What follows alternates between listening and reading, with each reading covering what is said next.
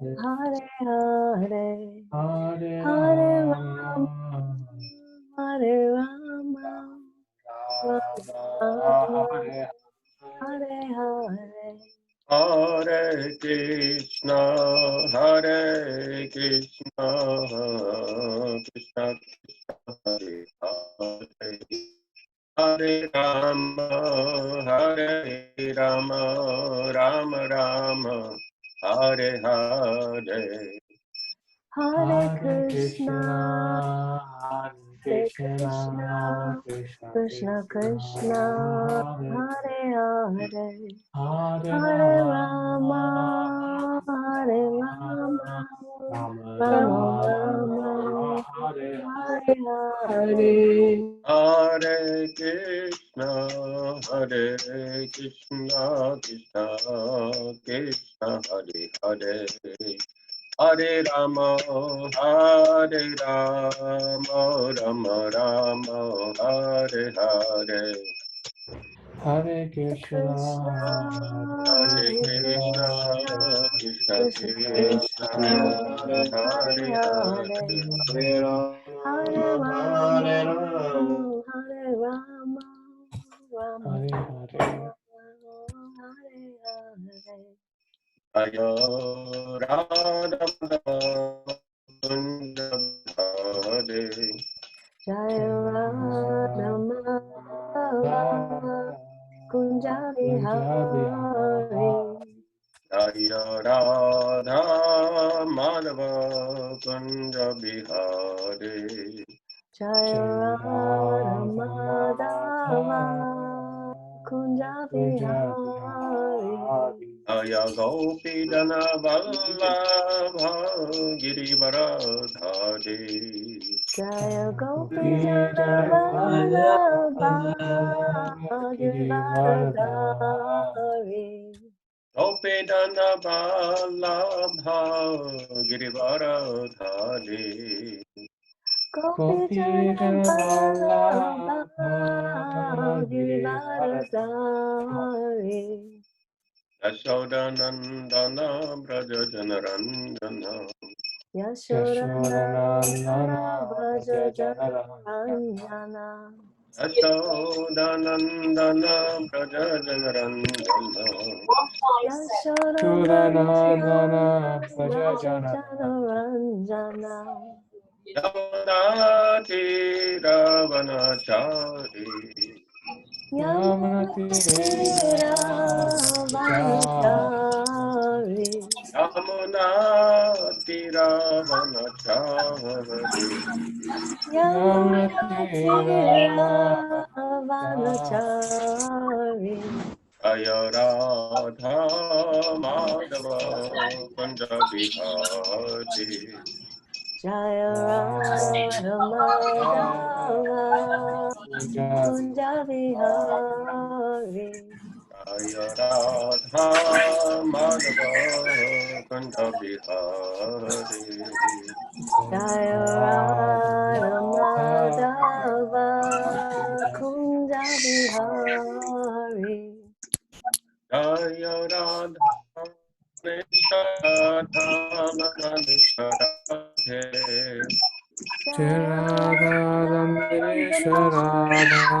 Radha Radha Jaya Radha Gokulananda Radha Gokulananda Radhe. Jaya Radha Gokulananda Radha Gokulananda Radhe. Jaya Prabhupada, Jaya Prabhupada, Prabhupada, Prabhupada. Jaya Prabhupada, Jaya Jaya Prabhupada, Jaya Jaya Prabhupada, Jaya Prabhupada, Jaya Prabhupada. Prabhupada. Hari Bol, Hari Hari Bol, Bol, Hari Bol. Hari Bol, Nitai Gaura Hari Bol. Nitai Jai Gaura Gaura Hari Hari Bo, Bol, Hari Hari Bo, Bol, Hari Hari Bo, Bol, Nitai Gaura Nitai Hari Gaura Hari Bol. Nitai Gaura Premanande, Hari Hari Ram, Hari Bol. Miyagi Ki Jai, Jai, Srila Prabhupada Ki Jai, Jai. Jai. Thakur Ki Jai. Jai. Samaveta Bhakta Vrinda ki jai. Jai. Jai. All glories to the assembled devotees. Hare Krishna. All glories to Sri Guru and Sri Gauranga. Krishna Prabhupada. Om Nandana Shalakaya Chaksharan Meritam Yana Tasmai Shri Gurave Namaha Shri Chaitanya Stapitam Yena Bhutale Swayam Rupa Kadam Mayam Tadati Swapadantikam Panchakalpatarubhyascha Kripa Sindhu Bevacha Patitanam Pavanebhyo Vaishnavebhyo Namo Namaha Shri Krishna Chaitanya Prabhu Nityananda Shri Advaita Gadadhar Shivasadi Gaur Bhakta Vrinda Hare Krishna Krishna Krishna Hare Hare Hare Rama Rama Rama Hare Hare Jai Mahaprema Puro Vipurnima Kshatiyadamushpurusha Punkte Ganan Sada Susadasatmaka Krishishtama Macham Om Namah Bhagavate Vasudevaya Om Namo Om Namo Bhagavate Bhagavate Vasudevaya. Vasudevaya. Om Namah Bhagavate Vasudevaya Om Namo Om Namo Bhagavate Bhagavate Vasudevaya. Vasudevaya. Om Namah Bhagavate Vasudevaya Om Om Namo Namo Bhagavate Bhagavate Vasudevaya. Vasudevaya. Hare Krishna. Hare Krishna. So good morning or good evening, those of you who are in America. Good morning, and those who are in UK, good evening. So welcome everyone, and Tiffany is here. Somebody else is from America, or only you? Can't hear you. I don't know if anyone else is. Yeah. Yeah, thank you again for the donation. Oh, Actually, you're very welcome. Thank you for the class. It was beautiful. yeah, I think you're the only one who ever gave donation in at least a month. Interesting phenomenon of the lockdown. So today we are celebrating the appearance day of Srila Vrindavan Das Thakur, who is very special personality in our tradition, and he glorified in Chaitanya Charitamrita. And so we will read a text from Chaitanya Charitamrita. I don't know if Utkarshini is as good in Bengali as in Sanskrit. Never tried anything before, Maharaj. I can give a try, but I can't assure. So you're Maharaj, not Bengali? Maharaj, I am Bengali. I can give a try. Okay, yes. Let's hear the original Bengali pronunciation. So can you see? This is Chaitanya Charitamrita, Adi Lila, chapter 8, text 40. Yes, Maharaj. It might not be original Bengali because it is written in English. So, I think the original Bengali text must be there as well. You want it to be displayed? It will be helpful. Then I can read the real Bengali. Okay. But if it is not there, I will do whatever is here. It is easier for everyone. Let's see if we can get original Bengali text in place. Settings, font. Okay, I'll get it later. Maharaj, it's fine. I will read. Yeah, Yes, you'll yes, figure it out. yes, Maharaj. Please. Vrindavano dasho pade koti namaskaro. Aiche grantha koriteno torilo samskaro. Thank you. That was the real Bengali. So, can you read translation as well?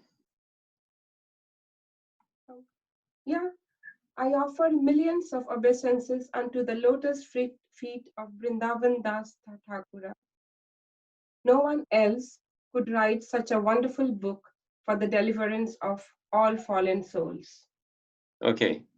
So this is the words of Srila Krishna Das Kaviraj Goswami, the author of Chaitanya Charitamrita.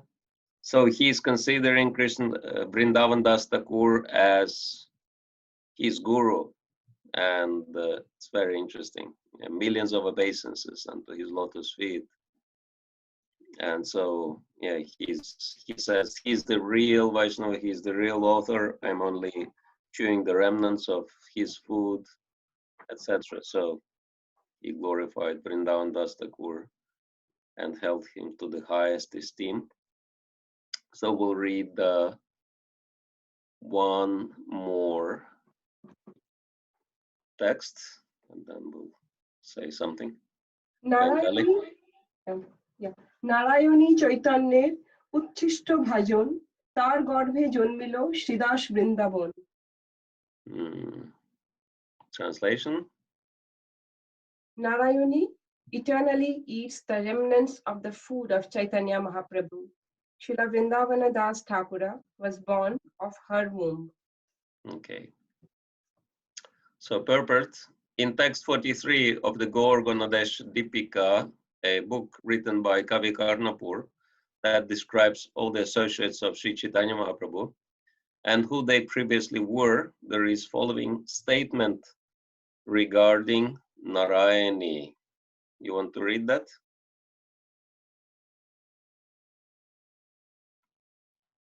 Ambikayas Vasayasya. This is not Bengali Maharaj, this is a Sanskrit, I Sanskrit. think. Okay. Ambikaya Svasayasin Namna Shilakilimbika Krishnojishtam Prabhunjana Seyam Narayani Mata. When Lord Krishna was a child, he was nursed by a woman named Ambika, who had a younger sister named Kilimbika. During the time of Lord Chaitanya's incarnation, the same Kilimbika used to eat the remnants of food left by Lord Sri Chaitanya Mahaprabhu.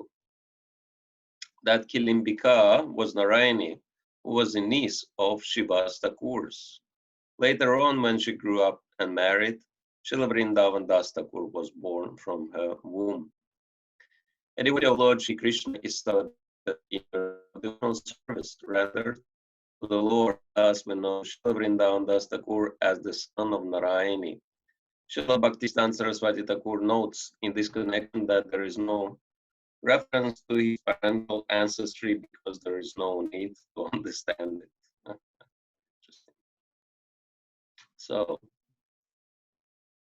yeah, actually,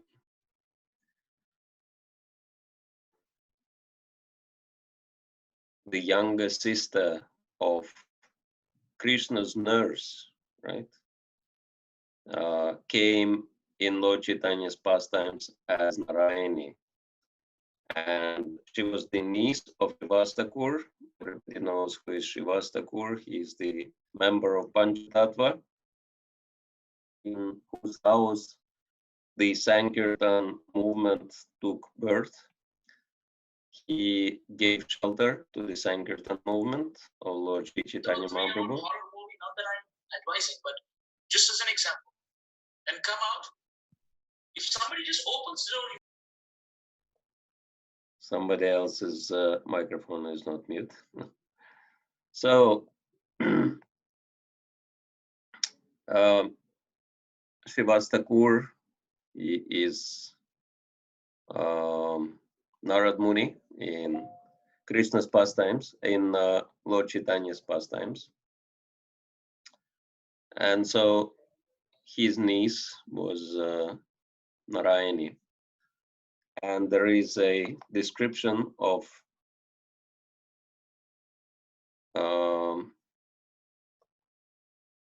how Narayani got the mercy of Sri Chaitanya Mahaprabhu. And perhaps we'll read about it in the biography of Vrindavan Das Thakur.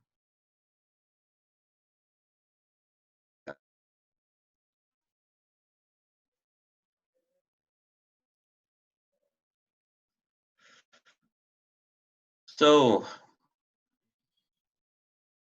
this is the quote from Organized Deepika 109, Veda Vyasa, Ya Evaisadasa Vrindavana Duna Saka Yan Kusuma Dipa Karyatastam Samabhishat. Veda Vyasa became Vrindavan Das Thakur. Krishna's friend Kusuma Pida also enters into him for special purposes. So Gorganadesha Deepika. Deepika means the enlightenment, and Gauraganadesha means the associates of Lord Chaitanya who came to perform pastimes with him. So this book is explaining the previous lives of every single devotee, associate of Lord Chaitanya Mahaprabhu. And so we understand that Vedavyasa was taking part in Krishna's pastimes, right? When Krishna was present on the earth planet, Vyasadeva was also present. And then he described the pastimes. Actually, as we understand, first Vyasadeva described everything but Krishna's pastimes elaborately. Well, I mean, he was describing here and there some of the pastimes, but he haven't made very specific point that Krishna is the Supreme Personality of Godhead. Haven't specifically glorified him. And after he finished writing all the Vedas, actually he was not even like writing them. Vedas were existing before. Vedas are eternal. But Vyasa, Vyasa, means to compartmentalize, to divide, to edit, right? So this is what Vyasadeva was doing. So he compartmentalized all the Vedic literature and elaborated on them, right? Made it easy for people to understand, because people in Kali Yuga are not so sharp as in previous ages. In previous ages, they could remember just by hearing one time any information. It's like such people were called Shrutidaras, and so nowadays Shrutidara is very rare, very hard to find. But before, in previous ages, everybody was Shrutidar. We know that Srila Bhakti Siddhanta Saraswati was Shrutidar. He could immediately remember everything he ever heard, everything he ever read. Some of you might know how he learned English, because he was very interested to influence English-speaking audience with Krishna consciousness. As we know, Krishna consciousness and even Vedic culture, Vedic tradition was very much kind of criticized and disregarded by British, because they didn't, or Western people, because they didn't really have full understanding of what it is. And Bhakti Saraswati Thakur decided that he will preach in English language, specifically to influence Western people, because Western people, due to their demoniac nature, are very successful. It's like if you work honestly, it will take you many, many years before you make some money, right?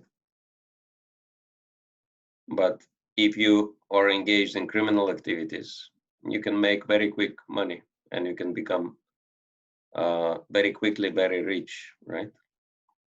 And once you become very rich, then honest people, but kind of naive people will think, oh, you're so successful, and they will be worshiping you and they will be trying to follow your example without understanding that these are the criminal activities, right? So this is the position of Western people, because they are never shy to commit any kind of sinful activity. Like we understand 4 types of sinful activities, right? Drugs, sex, meat eating, gambling. So Western world is these 4 types of activities are highly popular in Western countries. And so, Western world, basically speaking, is all very sinful people. But because they are so sinful, they can get very quick results.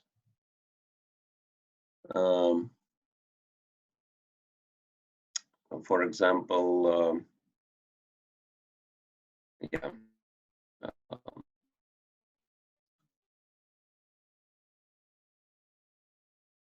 I mean, the whole history of Western world is like that. And so, because Indians are,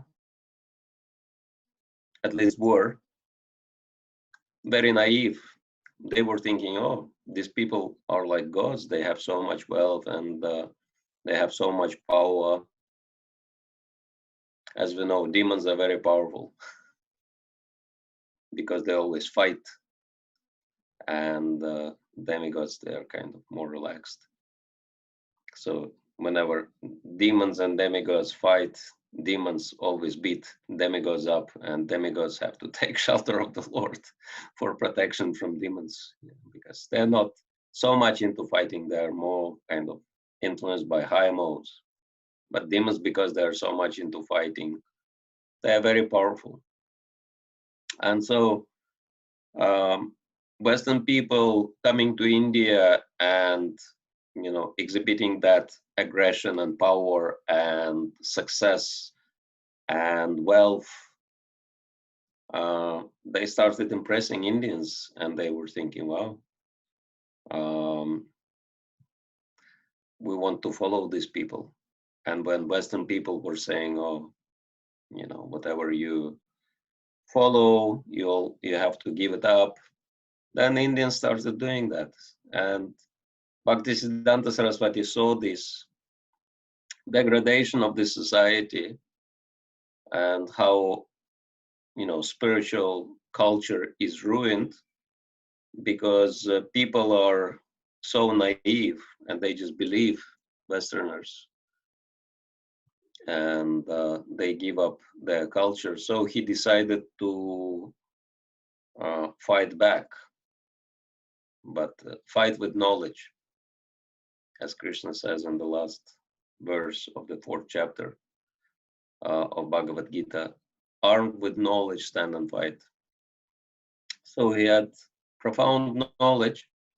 He needed a language to communicate with Westerners. British at the time were ruling the world. Srila Prabhupada was joking that at some point, British were very proud that the sun never sets, right, on British Empire, because British Empire is all over the planet. But now they say, because, of the result of all these sinful activities, sun never rises over British Empire, right? It's always rainy and there are always clouds, etc. So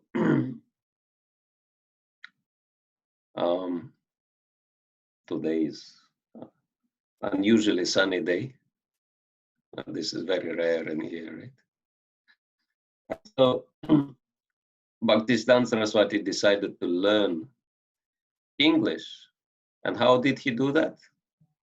He took a big Oxford dictionary and he went into the room, and for 3 days, in 3 days time, he just read through the entire dictionary. And dictionaries also have kind of grammatical rules, how to pronounce, and everything. So he just basically memorized the entire dictionary, and he came out, and dictionaries, they give very kind of rare words, like obscure words as well, right? Something which people hardly use. And he memorized the whole dictionary. And he came out and he spoke English already after 3 days. And but because his English was dictionary English, he was using such an obscure words that even native English speakers have to go into their dictionaries to find out what does that word mean. So it was very, very scientific kind of English language. And plus he also spoke in a scientific style. So yes, that was very rare. Nowadays it's very rare that someone can memorize like any amount of information.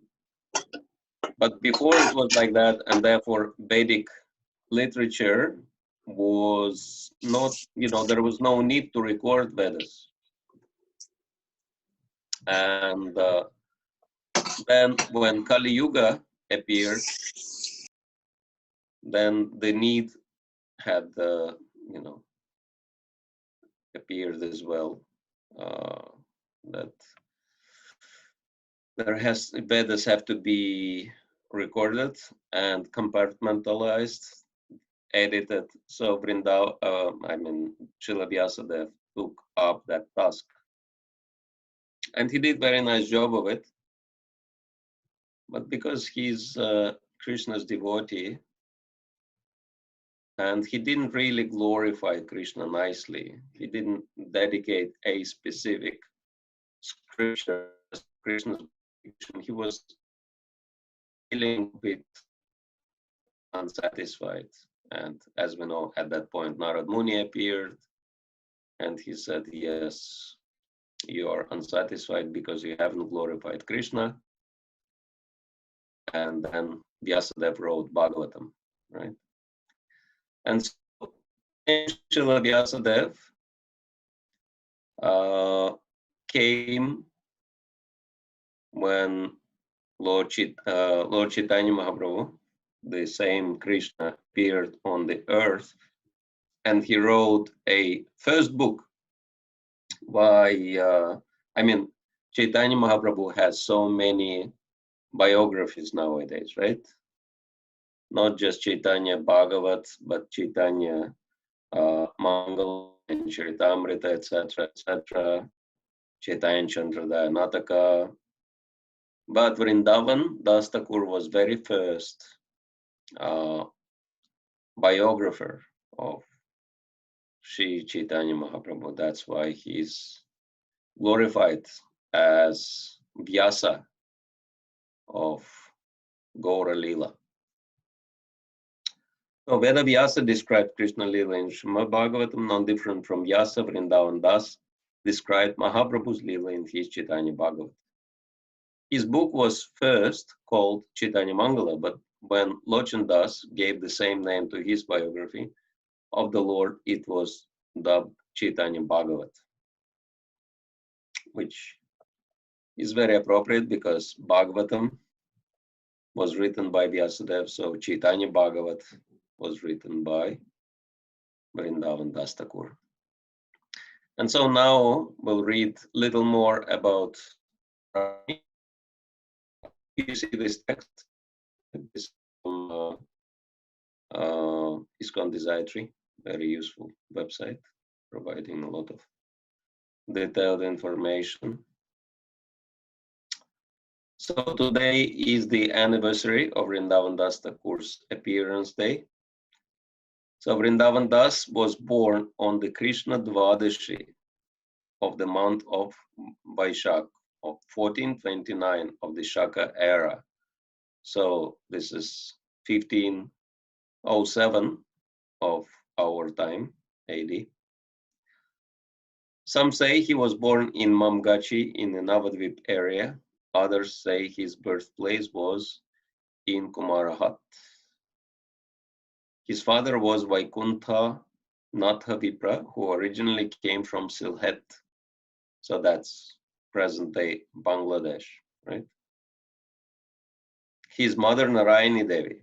Narayani was the daughter of Shivas Pandit's elder brother, Srinalin Pandit. Kavi Karnapur has also mentioned her name in his Gorganadesha Dipika. So this verse we already read in the purport, right? So Kilimbika, who used to eat Krishna's remnants, was the younger sister of Krishna's nurse, Ambika, Shivasa's wife, Malini. In Mahaprabhu's Leela, she became Narayani.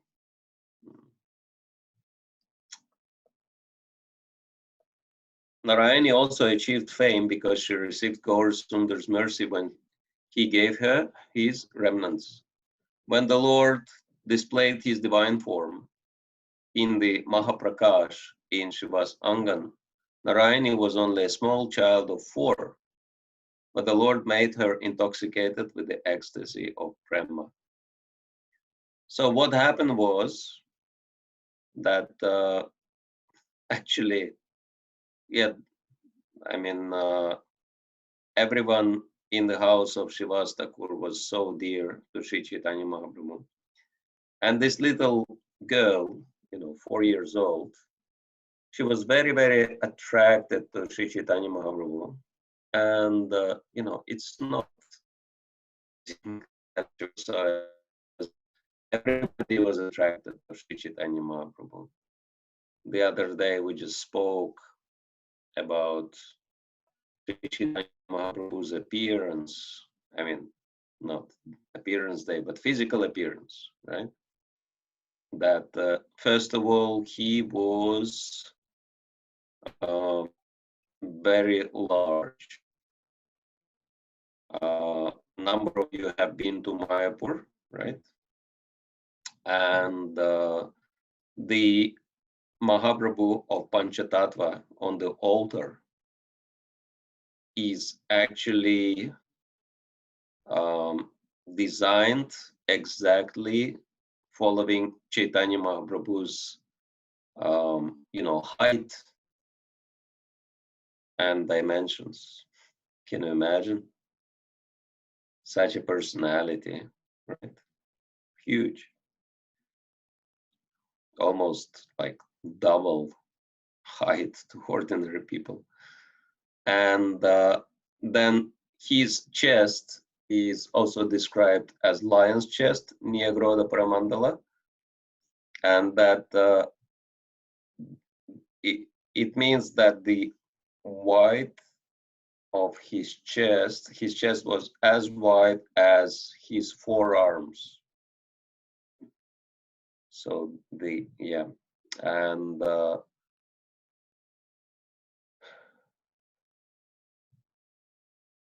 also we have to be mindful that his arms were much longer than human arms.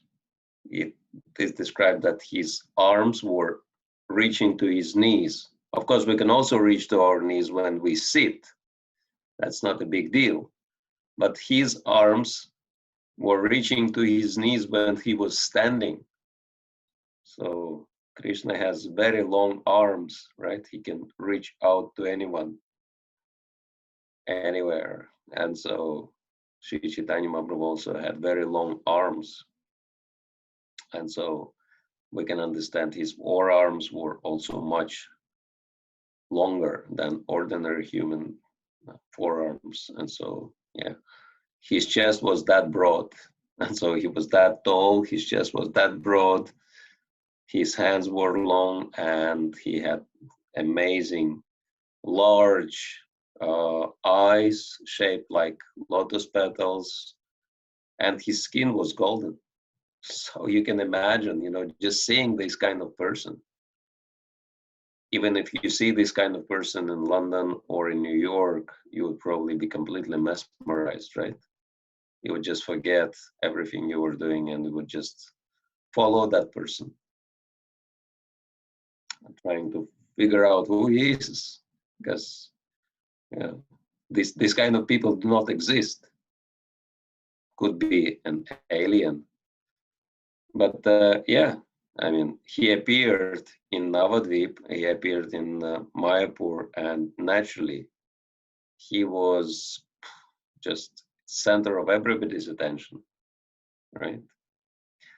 So, and there is no wonder that Narayani, this niece of Srivastava Guru, Chaitanya Mahaprabhu, and he would give her Mahaprasad. He would eat something and feed her with the same prasadam, share his prasadam with her. And then she would actually lie on the floor next to his feet. And it's described that she would suckle on his big toe. And then after she, because, I mean, Krishna is very sweet, right? And so because Sri Chaitanya Mahaprabhu is Krishna, his body is extremely sweet. And, this pastime in Bhagavatam, in the 12th canto, how Markandeya, describing how Markandeya Rishi saw the amazing child who was lying on the banyan leaf and sucking his big toe, that children do that. And then he realized that this child is none other but the Supreme Lord. But then he was kind of surprised. Why? Because, children sucking the toes and children sucking everything, they put everything in their mouth because little children are ignorant and, they are on this level of annamaya, right? Annamaya means food consciousness. The only thing they really interested in is food. So they put everything in their mouth. But Supreme Lord is not on this level. I mean, he is on the topmost level, right? Anandamaya. So why is he acting like a little child, putting his toe in his big toe into his mouth? And then someone asked Krishna, why have you done that? And Krishna says, all the scriptures are saying that my lotus feet are very sweet, but I could never have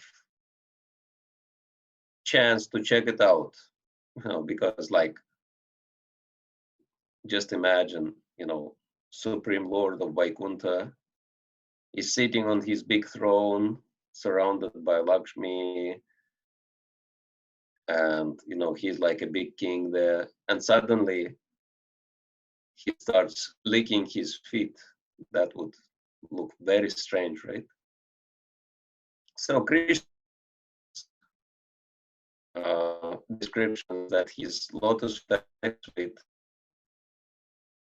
that it's even described that they're as honey. but he never had chance to check it out. But when he appeared like that as a little child, he was thinking, here is my chance, because nobody will object or find something unusual if a little child will suck his big toe. And so he decided, okay, let me try it out. And he tried, and he was very surprised how true it is, how sweet are his feet. And he said, you know, like, I just cannot take my big toe out of my mouth. I just keep sucking. So even Krishna himself likes the taste of his feet, which of course is the indication how transcendental body is different from ours, right? That if we try our big toe, I doubt it's going to be tasting like honey. It will taste like something else, but not honey. But yeah, Krishna's body emanates amazing fragrance, and yeah, if you lick his body, it's very sweet. And so naturally, Narayani was so attracted to the Lord, and as a little girl, she was next to his feet. And then she started sucking his big toe, started licking his toe, because it was so fragrant and so sweet. And then Lord Chaitanya Mahaprabhu looked at her and he said, Narayani, stand up and you also chant Hare Krishna with us. And Narayani stood and she started chanting and dancing, and all the symptoms of ecstasy appeared in her body, because just by touching, you know, the Lord's lotus feet, she got pure love of Godhead. So she became a pure devotee at the age of 4. And Vrindavan Das Thakur was born from Narayani. And we can understand that in terms of qualities, it is found that daughters resemble fathers in terms of character, and sons resemble mothers, right? So we can understand that Narayana was such a pure devotee of Sri Chaitanya Mahaprabhu, and actually his eternal associate, who had got so much mercy from him. So naturally we can understand what kind of level of Krishna consciousness Vrindavan Das Thakur had. So he progressed even from comparing to his life as Srila Vyasadeva, right? Apparently. So, yeah. So she was intoxicated with the ecstasy of prema. Whether born in Mamgachi or in Kumarahata, Vrindavan Das later lived in the village of Dinuria within the Matreshwara precinct of Burdwan district. Thus, Dinuria is considered to be his Shripat. He spent some of his childhood with his mother in Mamagachi at the home of his maternal grandparents when Narayani was married. Vrindavan Das Gaur-Nitai deities are still worshipped at the Mamagachi home. When his father died, he and his mother moved to Shiva's house, where he received Mahaprabhu's special blessings. So he also met and he also got special mercy of Sri Chaitanya Mahaprabhu. We can understand, not just his mother. And so Vrindavan Das writes Chaitanya Bhagavat. Because of his copious blessings he received from Nityananda Prabhu, Vrindavan Das is said to have been his initiated disciple. Actually, it is described that he was the last disciple of Nityananda Prabhu. So Vrindavan Das is the recipient of Nityananda's blessings. He is the original Vyasa of Chaitanya's pastimes, as described in Chaitanya Charitamrita, Antya 2082. He wrote Chaitanya Bhagavat in 1535 AD. Krishnadas Kaviraj Goswami, the author of Chaitanya Charitamrita, has written the following in praise of Vrindavan Das Thakur. Vrindavan Das, the son of Narayani, wrote the Chaitanya Mangala, where the Vyasa describes Krishna's life in the Srimad Bhagavatam, and Vrindavan Das is the Vyasa of Chaitanya Lila, Chaitanya Charitamrita, Adi 11, 54 and 55. Just as Vyasadeva compiled Lord Krishna's pastimes in Srimad Bhagavatam, Thakur Vrindavan Das depicted Lord Chaitanya's pastimes. His Chaitanya Mangala annihilates all misfortune. From it, I learned the wonders of Lord Chaitanya and Nityananda and came to know all the most subtle doctrines of devotional service to Krishna.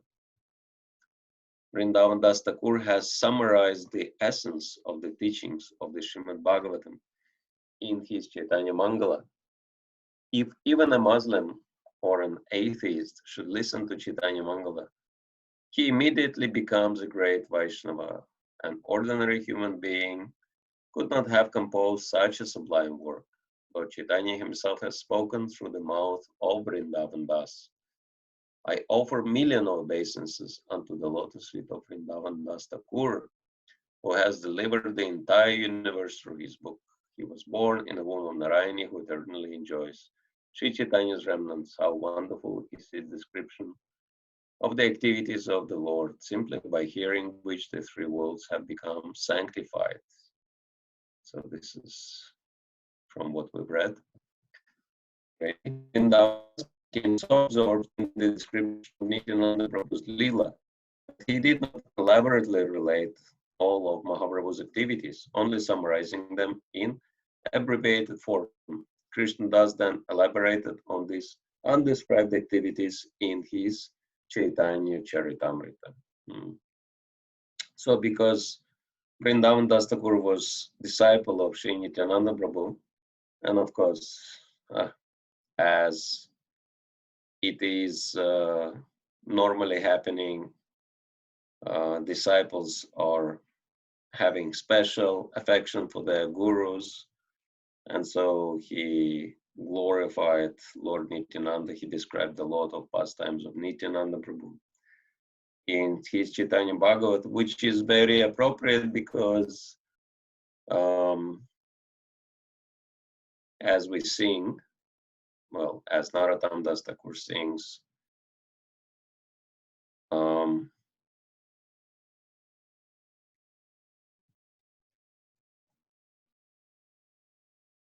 Prabhu Nityananda, Premananda Sukhi, Kripa Bala, Kanakoro, Amiboro Dukhi. There is another song also. Anyway, that it's described that we cannot really get the mercy of Sri Chaitanya without getting the mercy of Nityananda Prabhu. And so he focused a lot on Nityananda Prabhu in Chaitanya Bhagavata. Even though the childhood pastimes of Sri Chaitanya Mahaprabhu he described quite elaborately in Chaitanya Bhagavata, but later pastimes, like his pastimes in Puri, etc., he hasn't really elaborated so much. And so Krishnadas Kaviraj Goswami took that task upon himself to kind of add to what Vrindavan Das Thakur haven't described. So yeah, Krishnadas Kaviraj Goswami saw himself as a humble follower and servant of Vrindavan Das Thakur, just enhancing his work. And yeah, he is, anyone who's read Chaitanya Charitamrita knows how much appreciation Krishnadas Kaviraj had for Vrindavan Das Thakur.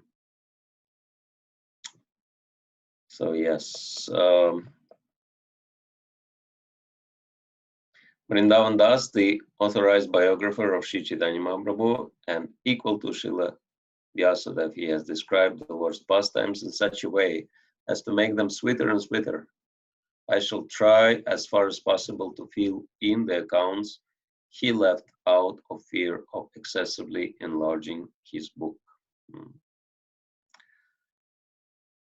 And there is a very interesting aspect which Vrindavan Das Thakur highlighted in Chaitanya Bhagavat, and that is Vrindavan Das's criticisms of Vaishnava Parad. So he was very critical of those who were critical of Vaishnavas. And there are good reasons for that. So Vrindavan Das primarily described Mahaprabhu's early activities, such as his pastimes as a student, his childhood, his chastisement of the Kazi, his departure from Navadvip, as well as some aspects of his life in Puri. Vrindavan Das Thakur demonstrated infinite mercy on the fallen souls by warning them. Okay, and we have Bengali reading. এটা পরিহারে ও যে পাপী নিন্দা করে তবে লাথি মারো তার শিরেরও উপরে. Thank you. Even after being told how objectionable it is, if someone still blasphemes the Vaishnavas, then I will kick him in the head. Very enthusiastic. These same words are repeated in the Adi Madhya and Antyakandas of the Chaitanya Bhagavat. Some foolish and arrogant persons misunderstand such statements and criticize Vrindavan Das for having made them. Such criticism leads them into the mud of offensiveness. In this connection, the remarks of Srila Bhaktisiddhanta Saraswati Goswami Thakur, the founder of the Sri Chaitanya Math and all the Gaudiya Maths as well, were studying. I am ready to kick the heads of those envious and hellish persons who blaspheme Nityananda Prabhu. If by so doing, I will be able to forever prevent them from repeating their attempts to show disrespect for the Supreme Lord. Not only that, but if by so doing I can bring about a clear conception of the truth, I will be performing them the greatest service. So this is actually Vaishnava etiquette, that Vaishnava is very humble and he never tolerates, he can tolerate any himself, never takes them very seriously, but if the Lord or the Lord's devotees are blasphemed, then Vaishnava should never tolerate, right? And the example is given of Sri Chaitanya Mahaprabhu, that he was very tolerant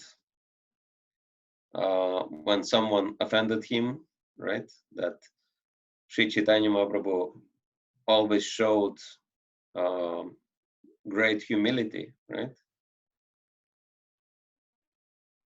It's very interesting that so many times, like when Lord Chaitanya was in the temple in the Puri, and his servant Govinda, actually his godbrother, whom Ishvara Puri told to serve Lord Chaitanya, he was with him, and then within the Puri temple where there were so many people, and there was one lady, elderly Bengali lady, short and skinny, and she was standing behind Sri Chaitanya Mahaprabhu, and as we've described, Sri Chaitanya Mahaprabhu was very tall and large, and she couldn't see the deities.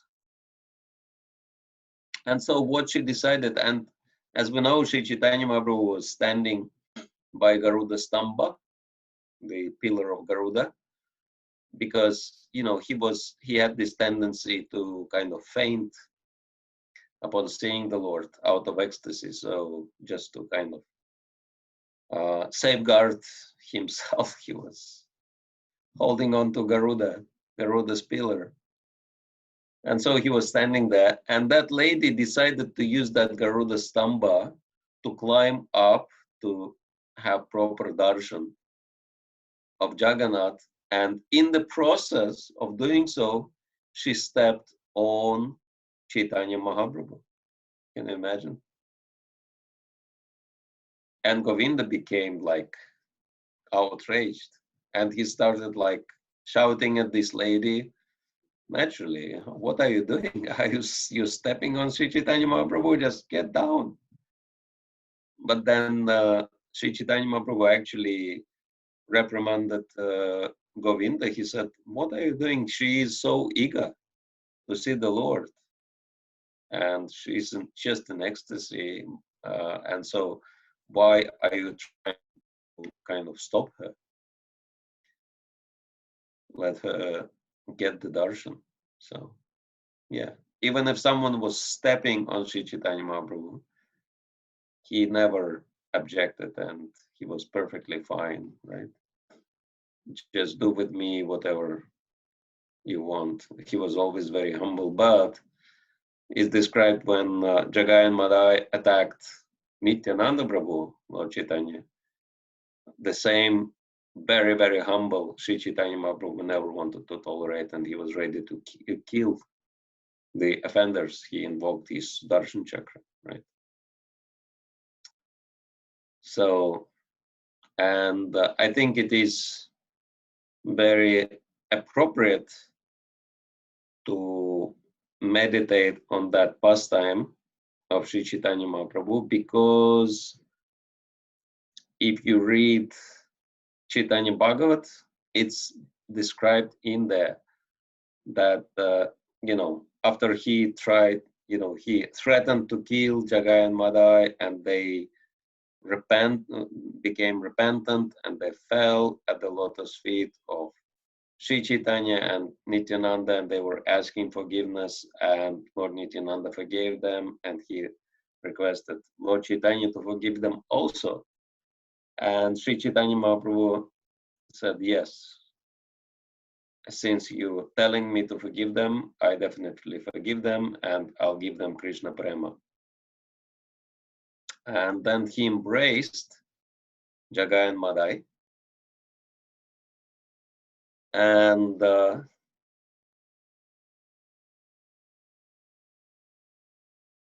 immediately the golden color of Lord Chaitanya's body turned black.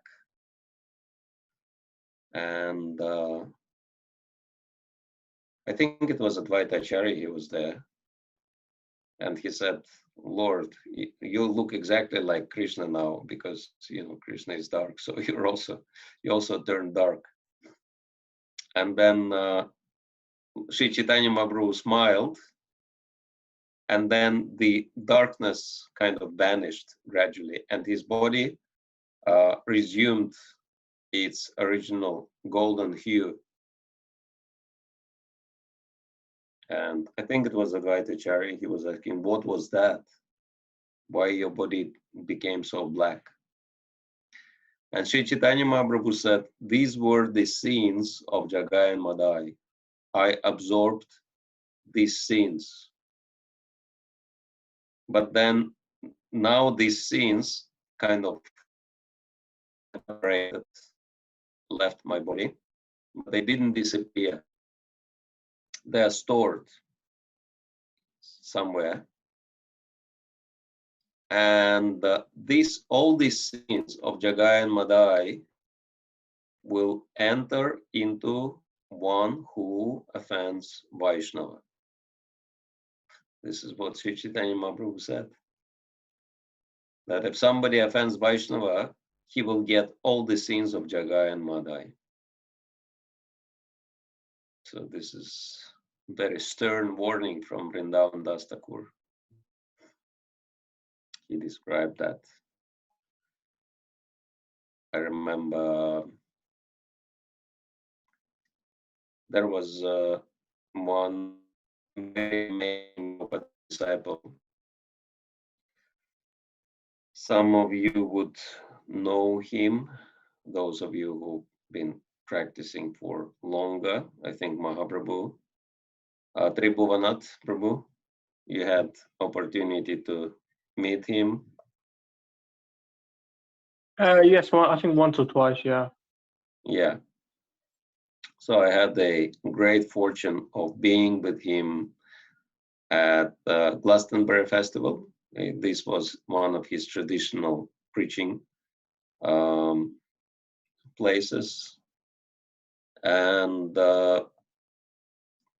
it was very memorable, of course, spending time with such an amazing Vaishnava. And there was one young devotee in the group, and some people, some former devotees were there at that festival, and they were talking to that young devotee, and they were blaspheming, ISKCON devotees. And so this ex-devotee was talking to this young devotee, and then he left. But then Tribhuvanat Prabhu actually saw, I was there, but I was not interfering, even though I knew that it's a very wrong thing. But Tribhuvanat Prabhu saw to the spot that blasphemer already left. And it was amazing. It was as if Tribhuvanat Prabhu was actually present during the conversation, because he said, this guy is telling you this and that and this, but this is complete lie and has nothing to do with reality. And actually, if you listen and take seriously what they say, you will become an offender. And this is very dangerous, offender of the Vaishnavas. And then he said, because the Glastonbury Festival is so loose and people kind of involved in so many types of sense gratification. And he told this devotee that, if you practice Krishna consciousness and if you manifest some weakness, he said, because the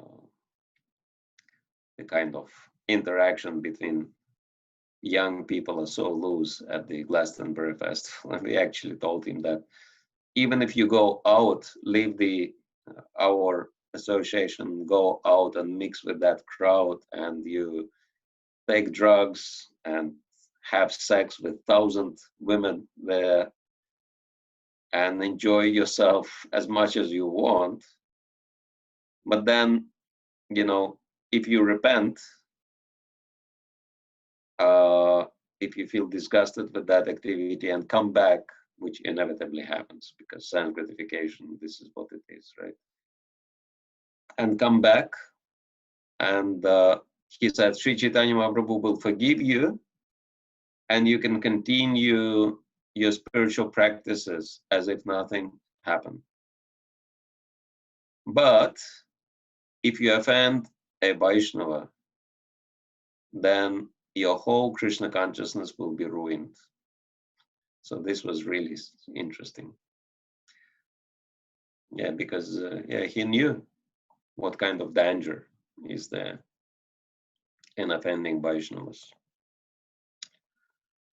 And so, yes, in Chaitanya Bhagavat, actually, one time I asked Jayapataka Maharaj, and I had personal conversation with him, and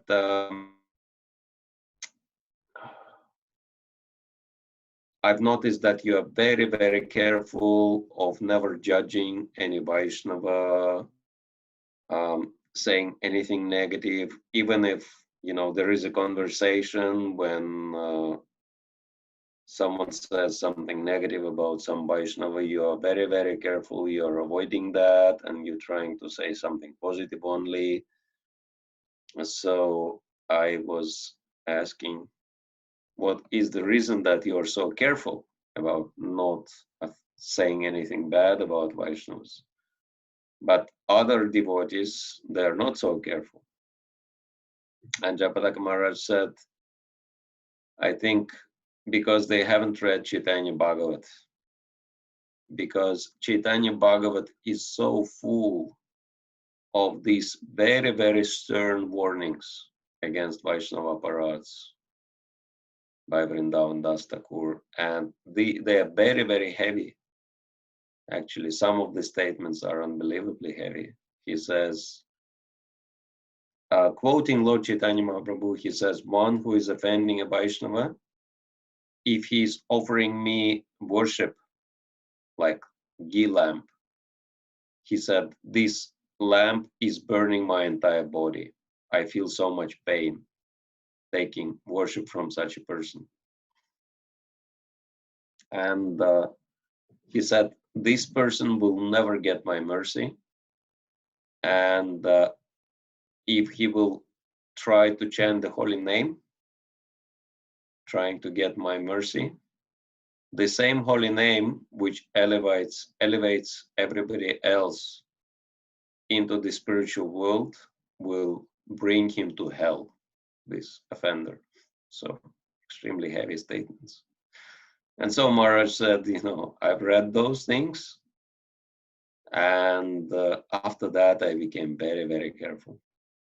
So this is how important it is to read those great scriptures. Yeah.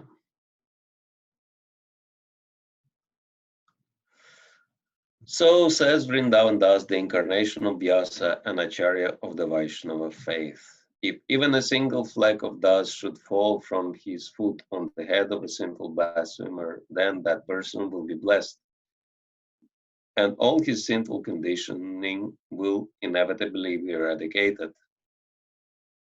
In words which embody the goddess of learning and a flood of pure devotion, the Thakur reveals compassion for even the most atheistic blasphemer with the unswerving faith appropriate to a servant of Nityananda Brahma, the Supreme Guru.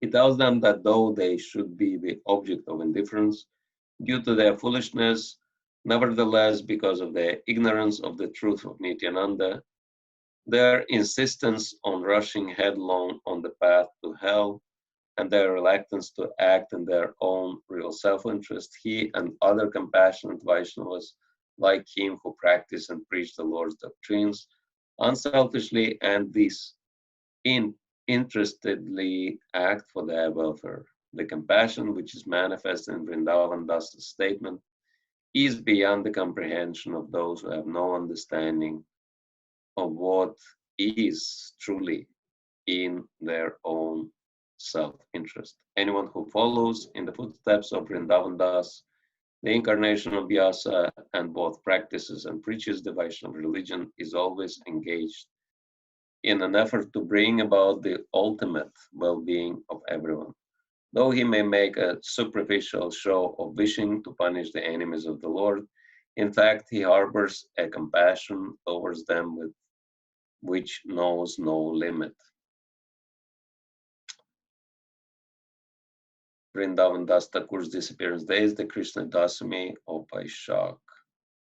There is some dispute the exact year of the disappearance, which was likely 1511 Shaka, 1589 AD. So this is excerpt from Sri Chaitanya, his life and associates by Srila Bhakti Bala Tirtha Maharaj. Hare Krishna. Srila Vrindavan Das Thakur ki jai. So, any comments, questions? Hare Krishna Maharaj. I have one question.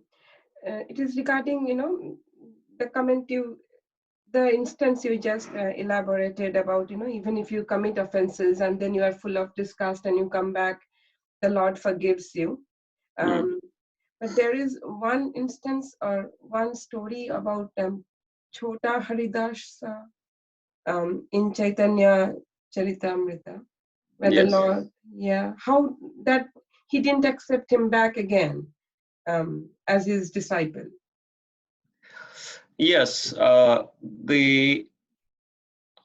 in this instance, the Lord used his example to warn other devotees about being strict, because, if we think, oh, I can do anything and then come back and continue my devotional service, I'll be fine. This kind of, what you call it,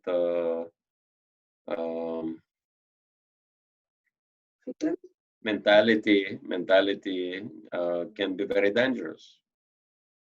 And so he used his example to show how serious it is and how much displeasing it is for Sri Chaitanya Mahaprabhu that someone who is a renunciate is not following the standards of renunciation. And nevertheless, he gave the mercy to Chota Haridas, because Chota Haridas later he took the form of the Gandharva, and he was coming and singing kirtan for Sri Chaitanya Mahaprabhu. So we can understand it's a pastime, right? But with this pastime, the Lord showed that occasional slips and falls from the standards of Krishna consciousness under the pressure of material energy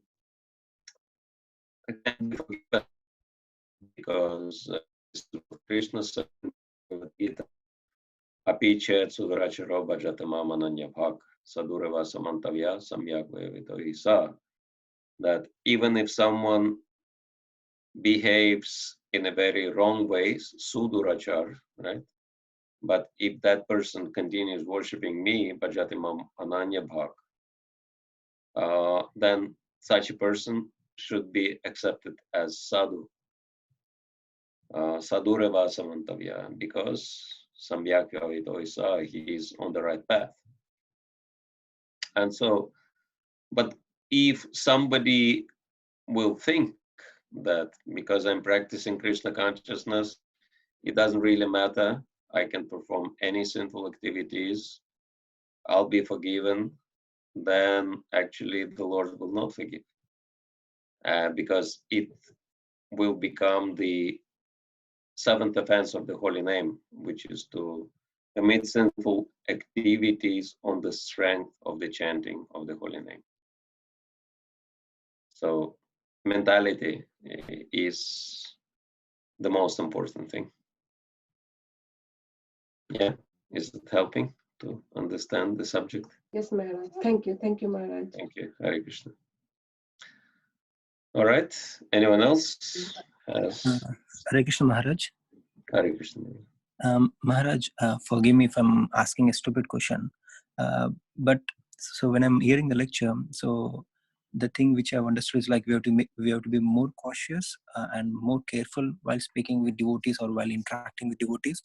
But in general, normally in a group of material people, like school friends or college friends, when we are dealing with among themselves, they never care how they're speaking, how they're interacting. They may scold, they may fight between themselves, but still the bonding will be so strong. But in a spiritual group, people will be so cautious and careful while speaking. How a bonding can be created, like, because we will always think, I may offend a devotee if I speak this way, I may offend this devotee if I'm interacting this way. So how that personal relationship will be developed? Yeah.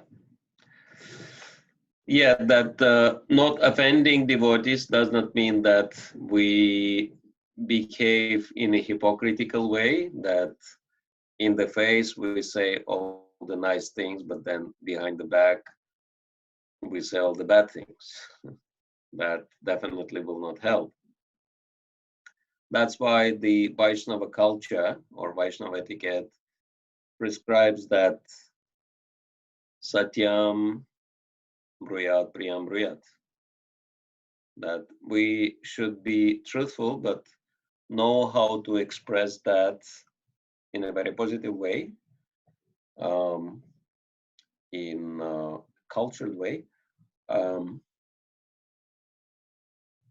It is also advised in the 17th chapter of Bhagavad Gita, text 15, wherein Krishna explains the austerity of speech. And he said, Anudvega karam bhakyam satyam priyam hitam chayat swadhyaya bhyasanam chaiva van mana tapa uchyate. So he says, three things are very important. Anudvega karam bhakyam satyam. Our speech, bhakyam, should be satyam. That means it should be truthful. We should always speak the truth,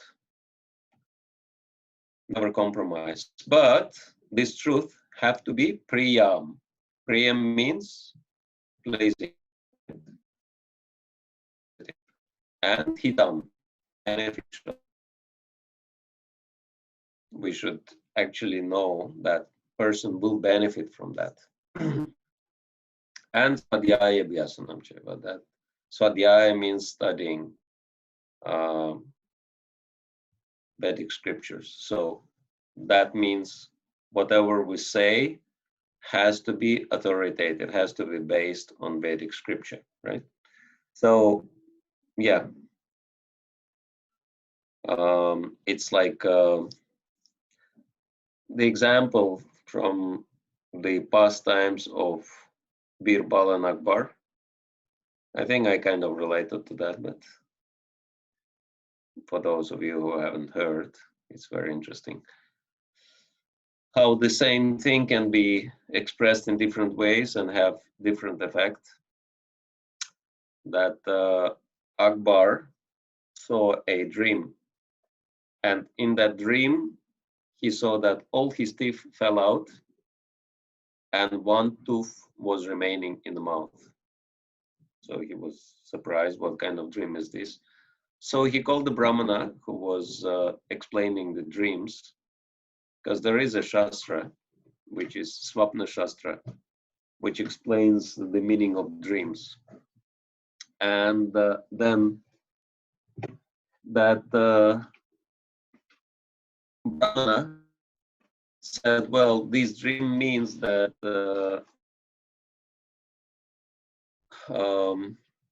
all your relatives will die first, and then you will be the last of your family to die, right?